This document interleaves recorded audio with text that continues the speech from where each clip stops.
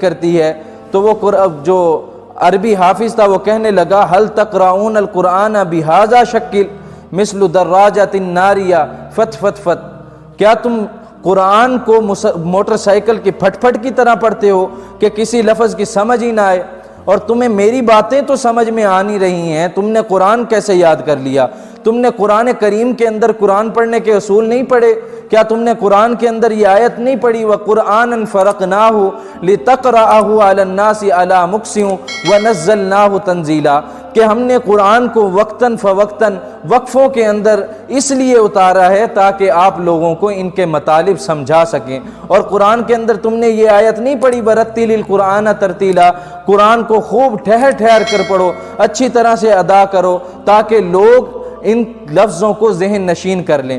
اور ان لفظوں کو ذہن نشین کرنا تو دور کی بات ہے، لوگ تمہاری بات کو سمجھ بھی نہیں رہے۔